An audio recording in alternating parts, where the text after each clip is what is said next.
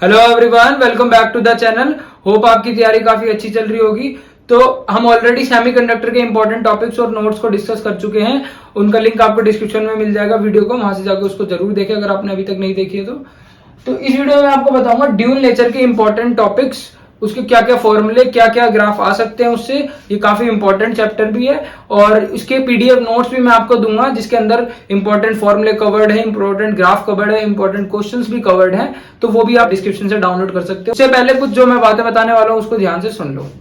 तो dual nature में ना सबसे पहले आते हैं एनर्जी के फॉर्मूले। तो energy equals to H nu equals to H C by lambda हो जाता है। अब ना इसके ना अब एच की वैल्यू क्या होती है 6.63 इंटू में 10 की पावर माइनस 34।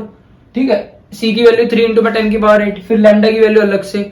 तो उसमें आप जब एनर्जी आप निकालोगे ना बहुत ही कॉम्प्लिकेटेड आपकी एनर्जी, मतलब कैलकुलेशन में आपको बहुत ज्यादा प्रॉब्लम फेस करनी पड़ती है। तो उसके लिए मैं आपको बताऊंगा ये वाला फॉर्मूला आप यूज करो। Energy is equal 400 electron volt upon में लैम्डा। लैम्डा एंगस्ट्रॉम में आपको मोस्टली गिवन होता है, तो एंगस्ट्रॉम में आप यहाँ पे रखोगे। अगर आपसे एनर्जी जूल में पूछी है तो इसको आपको कन्वर्ट करना पड़ जाएगा, लेकिन अगर आपसे मोस्टली पूछी नहीं है, मतलब आपसे बोले एनर्जी निकालो, ये नहीं पूछा किस यूनिट में, तो आप इलेक्ट्रॉन वोल्ट की यूनिट में निकाल सकते हो। लेकिन मेंशन्ड है, कई बार आपको बोलते हैं इलेक्ट्रॉन वोल्ट की यूनिट में ही निकालो, तो इससे अच्छी बात ही नहीं है। फिर कोई कई बार बोलता ही नहीं है, मोस्टली टाइम आपको बोलेगा ही नहीं कि किस यूनिट में निकालो, और कई बार बोलते हैं जूल में निकालो। तो जूल में निकालने के लिए आप ये वाला फॉर्मूला यूज करोगे। एनर्जी निकाली, अब 1 इलेक्ट्रॉन वोल्ट 1.6 इंटू 10 की पावर माइनस 19 जूल के इक्वल होता है। तो आप क्या करोगे, जो भी आपकी वैल्यू आई है उसको 1.6 इंटू 10 की पावर माइनस 19 से मल्टीप्लाई कर लोगे, आपका जूल में आंसर आ जाएगा। तो ये ध्यान रखना है, ये कैलकुलेशन आपकी बहुत आसान करेगा ये फॉर्मूला। इसके अलावा आता है नंबर ऑफ फोटोन्स निकालने का formula, number of photon per second निकालने का formula. N is equals to power, power नहीं होती है पर सेकंड में। अगर पावर वाट में गिवन है तो ऑब्वियसली है power is equals to energy upon में क्या होता है, टाइम होता है। तो टाइम वाट में, अगर वाट एक ऐसा यूनिट है और टाइम की ऐसा यूनिट आपकी सेकंड होती है। सेकंड में है तो आपको कोई कन्वर्जन करने की जरूरत नहीं है, जो आपको वैल्यू दे रखी है पावर की वो आप यहाँ रखोगे। और एनर्जी, एनर्जी आपको यहाँ से निकालनी पड़ सकती है, तो वहां से आप नंबर ऑफ फोटोन्स पर सेकंड निकाल सकते हो। लेकिन आपको नंबर ऑफ फोटोन्स पर मिनट निकालने के लिए बोलते, फिर कैसे करोगे, तो आपको जो भी पावर की पावर गिवन होगी उसको 60 से मल्टीप्लाई करा, उसको यहाँ पे पुट करोगे। या फिर आपसे आवर्स में पूछ ले तो 60 इंटू में 60 इंटू में जो भी आपको पावर गिवन है वो आपको यहाँ पे वैल्यू रखनी है। सिर्फ पावर की वैल्यू नहीं रखनी है। अगर सेकंड में है तो सिर्फ पावर रख दोगे, मिनट में है तो 60 से मल्टीप्लाई करोगे, आवर में पूछ रहा है तो 60 इंटू में जो भी पावर गिवन है, और यहाँ पे एनर्जी रखनी होती है। यहाँ पे इन दोनों की यूनिट सेम आएगी, क्योंकि यहाँ पे आपको पता है कि पावर क्या होता है, power is equals to work done upon में टाइम।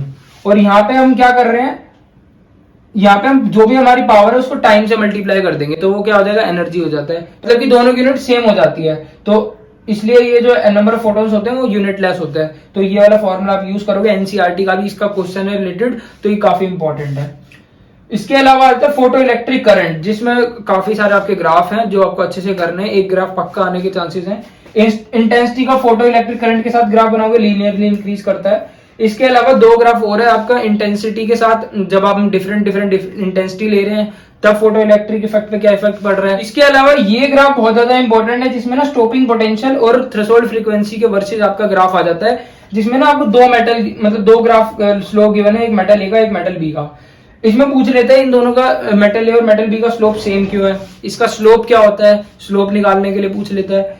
ठीक है, यहाँ पे दो वैल्यूज है, जिसमें जो सेकंड वाली वैल्यू है थ्रेशोल्ड फ्रीक्वेंसी ज्यादा होती है, फर्स्ट मतलब सेकंड की ज्यादा है, मेटल बी की ज्यादा है मेटल ए से।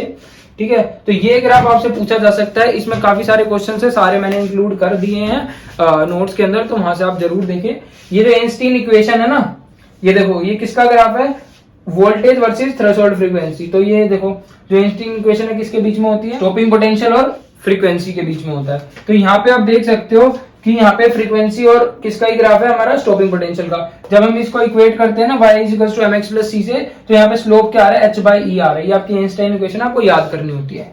तो यहाँ पे क्या आ रहा है, h बाई ई, तो इसका जो ग्राफ का स्लोप होगा वो h बाई ई होगा। और इन दोनों मेटल्स का जो स्लोप है वो सेम ही होता है, क्योंकि h बाई ई एक कांस्टेंट है। जब हम इसके वर्सेस बनाते हैं तो भी h बाई ई आता है, जब हम सेकंड वाले मेटल बी के वर्सेस ये वाला इक्वेशन में पुट करेंगे तो भी h बाई ई ही आता है, इसलिए दोनों का स्लोप सेम होता है।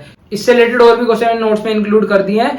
इस पे बहुत ज्यादा क्वेश्चन आए हुए, प्रीवियस ईयर्स में भी आए हुए, और ये मोस्ट इंपॉर्टेंट हॉट टॉपिक है ये वाला ग्राफ, तो इसको बहुत अच्छे से आपको करना है। इसके अलावा और भी ग्राफ है जो मैंने नोट्स में इंक्लूड करे, वहां से आप चेक कर लेना।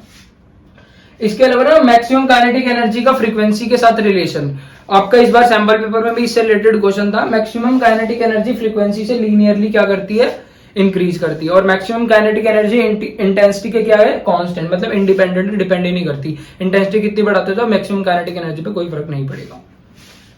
और एक इलेक्ट्रॉन को निकालने के लिए, फोटो इलेक्ट्रॉन को निकालने के लिए एक मिनिमम फ्रीक्वेंसी चाहिए होती है, इसको बोलते हैं थ्रेशोल्ड फ्रीक्वेंसी। अगर उससे कम फ्रीक्वेंसी है तो कोई भी इलेक्ट्रॉन इजेक्ट नहीं होगा, ये बात आपको पता होनी चाहिए। उसके बाद ये आइंस्टीन इक्वेशन है, ये अच्छे से याद होनी चाहिए। अब आइंस्टीन इक्वेशन से ना हमें कुछ फॉर्मूले मिलते हैं और जहां से न्यूमेरिकल आने के बड़े चांसेस है। देखो ये तो work function is equals to H nu naught, आपका न्यू फ्रीक्वेंसी को हम क्या लिख सकते हैं, C by lambda, nu naught है तो यहाँ पे भी लैम्डा भी नोट आएगा। तो ये वाला एक फॉर्मूला होगा कि आपसे वर्क फंक्शन पूछ ले तो यहाँ से आप निकाल सकते हो। इसका मैक्सिमम काइनेटिक एनर्जी, यहाँ से मेरे को लग रहा है अगर न्यूमेरिकल आएगा तो यहाँ से जरूर आने के चांसेस है। Maximum kinetic energy half M V maximum का स्क्वायर। अब ये होता है equal H nu minus H nu naught के, H common nu minus nu naught, और न्यू की वैल्यू होती है सी बाय लैम्डा, अभी यहाँ भी पुट करी थी।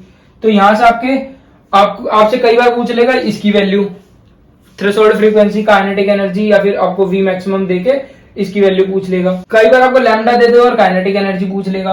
तो इससे रिलेटेड आपको क्वेश्चन आपको पेपर में देखने को मिल सकते हैं, तो इसको अच्छे से कर लेना आपको, ये जो भी फॉर्मूले मैंने लिखे हैं। इसके अलावा एक फॉर्मूला और है, kinetic energy is equals two electron volt. ठीक है, अगर आपको स्टॉपिंग पोटेंशियल दिया हुआ है और आपसे काइनेटिक एनर्जी पूछ रहा है तो आप यहाँ ये वाला फॉर्मूला यूज करके निकाल सकते हो।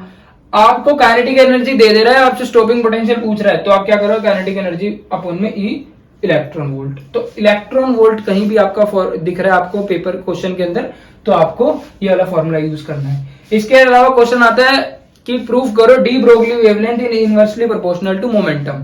इसका आंसर मैंने आपको दे दिया है नोट्स के अंदर, वहां से जरूर चेक करें। क्या होता है, E equals to H nu और E equals to MC square, दोनों की इक्वेशन को हम इक्वेट कर देते हैं और यहाँ से लास्ट में हमें ये मिल जाता है। वो सारा प्रूफ आपको डिस्क्रिप्शन में नोट्स के अंदर मिल जाएगा।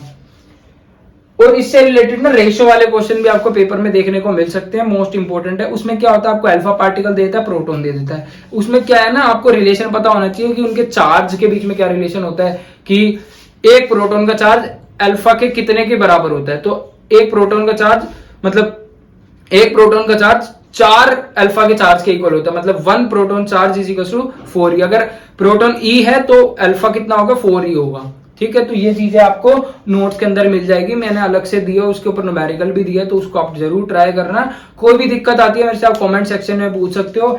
तो ये थे ड्यूल नेचर के सारे इंपॉर्टेंट ग्राफ्स हैं और फॉर्मूले हैं, वो सारे नोट्स के अंदर आपको मिल जाएंगे। कोई भी इससे रिलेटेड और दिक्कत आती है मेरे से आप पूछ सकते हो, और मैं कोशिश करूंगा वेव ऑप्टिक्स से रिलेटेड एक इंपॉर्टेंट वीडियो आने की, और भी जो चैप्टर्स हैं उनके भी इंपॉर्टेंट फॉर्मूले की वीडियो आपको इस चैनल पे देखने को मिलती रहेगी। तो चैनल को जरूर सब्सक्राइब कर ले और अपने दोस्तों के साथ भी शेयर करें। तो मिलते हैं नेक्स्ट वीडियो में, तब तक के लिए पढ़ाई करते रहें।